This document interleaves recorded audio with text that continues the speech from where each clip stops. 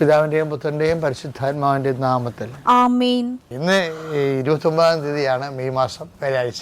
അമ്മേ പരിശുദ്ധമേ, അമ്മേ പരിശുദ്ധമേ, ദൈവമാതാവേ, കൃപാസനത്തിലൂടെ ഞങ്ങൾക്കും ഞങ്ങളുടെ ദേശത്തിനും അമ്മ മധ്യസ്ഥം തേടി തന്ന എല്ലാ അനുഗ്രഹങ്ങൾക്കും കൃപകൾക്കും ഞങ്ങളിപ്പോൾ ഹൃദയം നിറഞ്ഞ നന്ദി പറയുന്നു. അമ്മേ പരിശുദ്ധമേ, അമ്മേ പരിശുദ്ധമേ, ദൈവമാതാവേ, 2004 ഡിസംബർ 7-ാം തീയതി ഉച്ചകഴിഞ്ഞ് 2:30 കൃപാസനത്തിൽ സംഭവിച്ച അമ്മയുടെ പ്രത്യക്ഷപ്പെടലിനെ കുറിച്ച് തിരുസഭയ്ക്ക് സമർപ്പിച്ചിരിക്കുന്ന പഠനരേഖകളുടെ മേൽ സഭാത്മകമായ പഠനം ആരംഭിക്കുവാൻ ഞങ്ങൾ പ്രാർത്ഥിക്കുന്നു. അമ്മേ പരിശുദ്ധമേ, ഭൂസ്വർ ലോകങ്ങളുടെ രാജ്ഞിയായ അങ്ങേയ്ക്ക് ഭൗമ സംരക്ഷണത്തിനായി പ്രപഞ്ച പ്രകൃതിയെ തന്നെ തിരുസഭ പ്രതിഷ്ഠിക്കുവാൻ ഈ പ്രത്യക്ഷീകരണം വഴി ഇടയാക്കണമേ. പരിശുദ്ധമേ, ജപമാല മാതാവേ, സകല കൃപാസനം പ്രാർത്ഥനകളോടും ചേർത്ത് ഞങ്ങളിപ്പോൾ പ്രാർത്ഥിക്കുന്ന ഈ കുടുംബത്തിന്റെ പ്രത്യേക നിയോഗം പറമക്കളെ,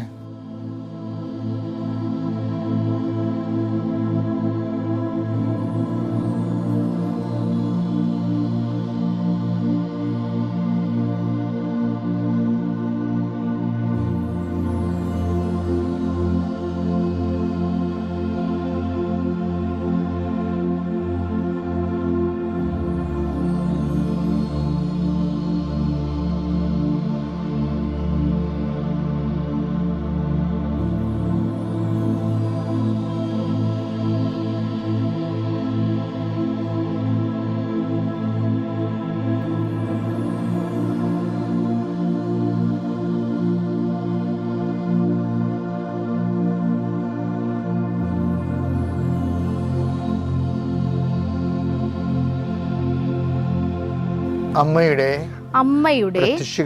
പ്രത്യക്ഷീകരണത്തിന്റെ ഈ അനുഗ്രഹവേളയിൽ ഞങ്ങൾക്ക് സാധിച്ചു തരുവാൻ കനിയണമേ.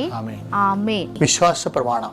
സർവശക്തനായ പിതാവും ആകാശത്തിന്റെയും ഭൂമിയുടെയും സൃഷ്ടാവുമായ ദൈവത്തിൽ ഞാൻ വിശ്വസിക്കുന്നു. അവിടുത്തെ ഏകപുത്രനും ഞങ്ങളുടെ കർത്താവുമായ ഈശോമിശിഹായിലും ഞാൻ വിശ്വസിക്കുന്നു. ഈ പുത്രൻ പരിശുദ്ധാത്മാവിനാൽ ഗർഭസ്ഥനായി കന്യകാമറിയത്തിൽ നിന്ന് പിറന്ന് പൊന്തിയോസ് പീലാത്തോസിന്റെ കാലത്ത് പീഡകൾ സഹിച്ച് കുരിശിൽ തറയ്ക്കപ്പെട്ട് മരിച്ച് അടക്കപ്പെട്ട് പാതാളങ്ങളിൽ ഇറങ്ങി മരിച്ചവരുടെ ഇടയിൽ നിന്ന് 3-ാം നാൾ ഉയർത്ത് സ്വർഗത്തിലേക്ക് എഴുന്നള്ളി സർവശക്തിയുള്ള പിതാവായ ദൈവത്തിന്റെ വലതുഭാഗത്തിരിക്കുന്നു. അവിടെ നിന്ന് ജീവിക്കുന്നവരെയും മരിച്ചവരെയും വിധിക്കുവാൻ വരുമെന്നും ഞാൻ വിശ്വസിക്കുന്നു. പരിശുദ്ധാത്മാവിലും ഞാൻ വിശ്വസിക്കുന്നു. വിശുദ്ധ കത്തോലിക്കാ സഭയിലും പുണ്യവാന്മാരുടെ ഐക്യത്തിലും പാപങ്ങളുടെ മോചനത്തിലും ശരീരത്തിന്റെ ഉയർപ്പിലും നിത്യമായ ജീവിതത്തിലും ഞാൻ വിശ്വസിക്കുന്നു. ആമേൻ. സ്വർഗ്ഗസ്ഥനായ ഞങ്ങളുടെ പിതാവേ, അങ്ങയുടെ നാമം പൂജിതമാകണമേ. അങ്ങയുടെ രാജ്യം വരണമേ. അങ്ങയുടെ തിരുമനസ് സ്വർഗത്തിലെ പോലെ ഭൂമിയിലും ആകണമേ. അന്നു വേണ്ടുന്ന ആഹാരം ഇന്ന് ഞങ്ങൾക്ക് തരണമേ. ഞങ്ങളോട് തെറ്റ് ചെയ്യുന്നവരോട് ഞങ്ങൾ ക്ഷമിക്കുന്നത് പോലെ ഞങ്ങളുടെ തെറ്റുകൾ ഞങ്ങളോടും ക്ഷമിക്കണമേ. ഞങ്ങളെ പ്രലോഭനത്തിൽ ഉൾപ്പെടുത്തരുതേ, തിന്മയിൽ ഞങ്ങൾ രക്ഷിക്കണമേ. ആമേൻ. നന്മ നിറഞ്ഞ മറിയമേ, സ്വസ്തി. കർത്താവ് അങ്ങയുടെ കൂടെ സ്ത്രീകളിൽ അങ്ങ് അനുഗ്രഹിക്കപ്പെട്ടവളാകുന്നു. അങ്ങയുടെ ഉദരത്തിൻ ഫലമായി ഈശോ അനുഗ്രഹിക്കപ്പെട്ടവനാകുന്നു.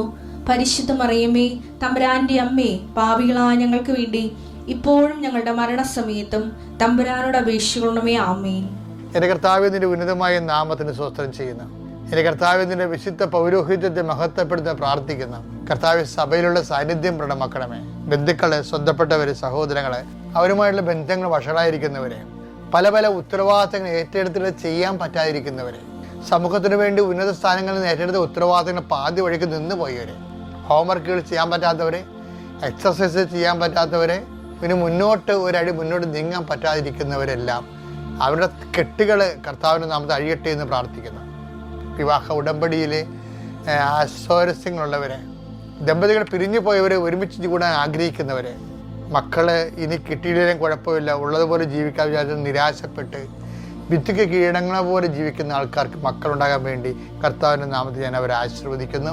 അവർ സാക്ഷ്യം പറയാൻ വേണ്ടി 19 മാസം കർത്താവിൻ്റെ നാമത്തെ അനുഭവിച്ച് നൽകുന്ന, കർത്താവിൻ്റെ ഉന്നതമായ നാമത്തെ സ്വന്തം ചെയ്യുന്ന, ജീവിക്കാൻ മാർഗമില്ലാത്തവരെ, കാർഷിക ഭൂമിയിൽ കടമുള്ളവരെ, മത്സ്യത്തൊഴിലാളി സഹോദരങ്ങളെ, അവർക്ക് പുതിയ കാലത്തേക്ക്, പുതിയ ചകര സമയത്തേക്ക് വള്ളവും വരെ ഒരുങ്ങി വരാത്തവരെ, അതിനുള്ള പണം കിട്ടി അത് പുതുക്കാൻ പറ്റാതിരിക്കുന്നവരെ, അവരെ ഈശോയുടെ നാമത്തെ ആശീർവദിക്കുന്നു. വേണ്ടത്ര തൊഴിലാളികളെ കിട്ടാത്തതിൻ്റെ പേരിൽ, തൊഴിലാളികളെ തൊഴിൽ വേണ്ട പോലെ ചെയ്യാത്തതിൻ്റെ പേരിലും കമ്പനിയിൽ നഷ്ടത്തിലേക്ക് കൂപ്പുകുത്തുന്നവരെ, അവിടെ കമ്പനികളെ ആശീർവദിക്കാൻ പ്രാർത്ഥിക്കുന്നു. വേണ്ട മാർക്കറ്റിംഗ് കിട്ടാത്ത കമ്പനികൾ, അതുപോലെ തന്നെ ഓരോ പ്രസ്ഥാനങ്ങൾ നടത്തിക്കൊണ്ടിരിക്കുന്നു, തൊഴിൽ പ്രസ്ഥാനങ്ങൾ നടത്തിക്കൊണ്ടിരിക്കുന്നവരെ, അവർക്കതുകൊണ്ടാണ് ന്യൂനതകൾ, പോരായ്മകൾ എല്ലാം കുടുംബത്തിലുള്ളവരുടെ ഷെയർ ഹോൾഡേഴ്സിൻ്റെയും പടലപ്പിണക്കങ്ങളും തൊഴിൽ കുത്തുകളും മൂലം ചില ആൾക്കാരുടെ തലയിൽ വന്ന് വീണിട്ട് അവർ ഉത്തരം പറയേണ്ട അവസ്ഥ വന്നിരിക്കുന്ന അവസ്ഥകൾ, അതിൽ നിന്ന് എങ്ങനെ കരകയറുമെന്നറിയാൻ പറ്റാതെ വിഷമിക്കുന്ന ഒരു കർത്താവിൻ്റെ നാമത്തിൽ ഞാൻ ആശീർവദിച്ചുകൊണ്ട് യേശുവിൻ്റെ നാമത്തിൽ അവരുടെ സങ്കടങ്ങളെ, അവരുടെ ഭാരങ്ങളെ വിടുതൽ ചെയ്യുന്നു. മക്കൾക്കൂടെ ആശങ്കയുള്ളവർ, മക്കളോർത്ത് പ്രയാസപ്പെടുന്നവർ, മക്കളുടെ പഠനത്തിൽ ഉന്നതമായ വിദ്യാഭ്യാസത്തിന് വേണ്ടി അവർക്ക് വേണ്ട വഴി കാട്ടിക്കൊടുക്കാൻ പറ്റാത്തവർ, അതിനുള്ള പണമില്ലാത്തവർ, പണത്തിൻ്റെ സോഴ്സ് കാണാത്തവരെ ഈ കർത്താവിൻ്റെ അനുഗ്രഹത്തിൽ അവർക്ക് സോഴ്സ് കണ്ടെത്താനും കുഞ്ഞുങ്ങളുടെ എത്തേണ്ട സ്ഥലത്ത് എത്തിക്കാനും ദൈവത്തിൻ്റെ കൃപ പ്രവർത്തിക്കാൻ വേണ്ടി കുടുംബത്തെ സമർപ്പിച്ച് പ്രാർത്ഥിക്കുന്നു. നിത്യം പിതാവും പുത്രനും പരിശുദ്ധാത്മാവിനെ നയിക്കുവാമേ. അതായത് നമ്മളെ സംബന്ധിച്ചോളം മനുഷ്യന്മാർക്കുണ്ട് പ്രശ്നം വെച്ച് കഴിഞ്ഞാൽ, ആദ്യമേ തന്നെ ഒരു വിഷയം ഉണ്ടാകുമ്പോൾ ഫസ്റ്റ് റെഫറൻസ് ആൾക്കാർ ചെയ്യണത് എന്താണ്? നമുക്ക് പൈസ ഇരിപ്പുണ്ടല്ലോ, അതെടുക്കാമല്ലോ, പറമ്പുണ്ടല്ലോ, അത് വിൽക്കാമല്ലോ, നമുക്ക് പൈസ ഇന്നാൾ തരാനുണ്ടല്ലോ, എടുക്കാമല്ലോ, ബാങ്ക് ലോൺ എടുക്കാമല്ലോ. ഇങ്ങനെ മനുഷ്യന്മാർ ആദ്യമേ തന്നെ അവിടെ മെറിറ്റിനെ കുറിച്ചാണ് നമ്മൾ ഓവറായിട്ട് കോൺഫിഡൻസ് ആകുന്നത്. ഓവർ കോൺഫിഡൻസ് മെറിറ്റിനെ കുറിച്ച് ഉണ്ടാകുമ്പോൾ കുഴപ്പമെന്ന് വെച്ച് കഴിഞ്ഞാൽ ദൈവത്തിൻ്റെ ആശ്രയം കുറഞ്ഞിരിക്കും. അതിൻ്റെ ഒരു ജീവിതത്തിൻ്റെ അപകടമാണ്. സംഖ്യ 14:6 ദേശം ഒറ്റുനോക്കാൻ അതുപോലെയുള്ള ദേശങ്ങളില്ല, ഒറ്റുനോക്കാൻ വിട്ടാണ് ആൾക്കാര്. നൂനിന്റെ മകൻ ജോഷുവയും നൂനിന്റെ മകൻ ജോഷുവ ഉണ്ടായിരുന്നു. യെഫുന്നയുടെ മകൻ കാലേബും യെഫുന്നയുടെ മകൻ കാലേബ് തങ്ങളുടെ വസ്ത്രം കീറി. തങ്ങളുടെ വസ്ത്രം കീറാൻ കാര്യം അറിയാവോ? ഈ അവര് 3ഉം 5ഉം ഒക്കെ ആയിട്ട് 2 ഒക്കെയാണ് പോയത്. 3ഉം 2ഉം 5 അങ്ങനെ 5 പേരുടെ 2 ഗ്രൂപ്പാണ് റിപ്പോർട്ടിങ് വരണത്. റിപ്പോർട്ട് ചെയ്യുമ്പോൾ ഈ ദേശം സ്പൈ ഔട്ട് ചെയ്യാൻ പോയിട്ട് റിപ്പോർട്ട് ചെയ്യണത് മോശം ഉണ്ടോ എന്ന് പറയണത് ആദ്യത്തെ ആൾക്കാർ എന്താ പറയണമെന്ന് അറിയാമോ? അവിടെ അനാർക്ക് എന്ന് പറഞ്ഞാൽ ഭയങ്കര കിങ് കോങ് ടൈപ്പ് ആൾക്കാരുണ്ടായിരുന്നു, ഗുസ്തി മല്ലന്മാരുണ്ടായിരുന്നു. അവിടെ മക്കളൊക്കെ ഉണ്ട്, അവർ നമ്മളെ തിന്നുകളയെന്ന് പറയും, പേടിപ്പിച്ച് കളയും മോശത്തിന് വരെ. സംഖ്യ 13, 27, 28 അവർ അവനോട് പറഞ്ഞു, നീ പറഞ്ഞയച്ച ദേശത്ത് ഞങ്ങൾ ചെന്നു പാലും തേനും ഒഴുകുന്നതാണ് ആ ദേശം. ഇതാ അവിടുത്തെ പഴങ്ങൾ. എന്നാൽ അവിടുത്തെ ജനങ്ങള് മല്ലന്മാരാണ്, വില്ലന്മാരും മല്ലന്മാരുമാണ്. പട്ടണങ്ങൾ വളരെ വിശാലവും കോട്ടകളാൽ ചുറ്റപ്പെട്ടതുമാണ്. മാത്രമല്ല അനാക്കിന്റെ വർഗക്കാരെയും ഞങ്ങൾ അവിടെ കണ്ടു. പേടിപ്പിച്ചു കളഞ്ഞു, മല്ലന്മാരെ കണ്ടു. പക്ഷെ ജോഷുവ എന്താ പറയുന്നത് ചോദിക്കാൻ സ്ഥാനം. ജോഷുവ ഇവിടെ ഉണ്ടായിരുന്ന ആളാണ്. ജോഷുവ അതിനെങ്ങനെ കാണുന്നത്? കവനന്റൽ ഫ്രെയിമിൽ അത് കാണുന്നത്. ജോഷുവ എന്താ പറയുന്നത് ചോദിക്കാൻ വായിച്ചു കേട്ടില്ലേ? ദേശം ഒറ്റുനോക്കാൻ പോയവരിൽപ്പെട്ട നൂനിന്റെ മകൻ ജോഷുവയും യെഫുന്നയുടെ മകൻ കാലേബും തങ്ങളുടെ വസ്ത്രം കീറി. അവർ ബ്ലാസ്ഫെമിക് ആയിട്ടാണ് കീറിയത്. കർത്താവിനെ വിശ്വസിക്കുന്നതിന് പകരം ഇവന്മാർ അവന്മാരുടെ മസിലിൽ വിശ്വസിച്ചു, ശത്രുവിന്റെ മസിലിൽ വിശ്വസിച്ചു. അപ്പൊ അത് ബ്ലാസ്ഫെമിയല്ലേ? അപ്പൊ അവര് സഹിക്കാതെ വസ്ത്രം കീറി. അവർ ഇസ്രായേൽ സമൂഹത്തോട് പറഞ്ഞു, എന്താ പറഞ്ഞു? ഞങ്ങൾ ഒറ്റുനോക്കാൻ പോയ ദേശം അതിവിശിഷ്ടമാണ്. കർത്താവ് നമ്മിൽ സംപ്രീതനാണെങ്കിൽ അവിടുന്ന് നമ്മളെ അങ്ങോട്ട് നയിക്കുകയും തേനും പാലും ഒഴുകുന്ന ആ ദേശം നമുക്ക് തരികയും ചെയ്യും. തികയും ചെയ്യും. നിങ്ങൾ കർത്താവിനോട് മറുതലിക്കരുത്. നിങ്ങൾ കർത്താവിനോട് മറുതലിക്കരുത്. ആ ദേശത്തെ ജനങ്ങളെ ഭയപ്പെടുകയും അരുത്. ദേശത്തെ ജനങ്ങളെ അവർ നമുക്ക് ഇരയാണ്, ഇനി അവർക്ക് രക്ഷയില്ല. കർത്താവ് നമ്മോട് കൂടെയാണ്, കർത്താവ് നമ്മുടെ കൂടെയാണ്. അവരെ ഭയപ്പെടേണ്ടതില്ല. അവരെ ഭയപ്പെടേണ്ടതില്ല. എന്തൊരു രസം കേൾക്കാൻ. അതായത് കർത്താവിനെ കൂടെ നിർത്തുന്നതാണ് ഈ ഉടമ്പടി എന്ന് പറയണത്. ഇപ്പൊ ഉടമ്പടി കൊണ്ട് ഉദ്ദേശിക്കുന്നത് എന്താണ്?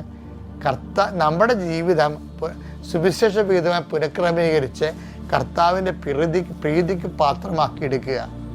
അതുകൊണ്ടാണ് നിബന്ധനകളൊക്കെ എല്ലാം വെച്ചിരിക്കുന്നത്. പ്രേക്ഷിത പ്രവർത്തനങ്ങൾ, രോഗികളെ ശുശ്രൂഷ, നമ്മുടെ വിശുദ്ധീകരണം ഒക്കെ വെച്ചിരിക്കുന്നത് എന്തിനാണ്?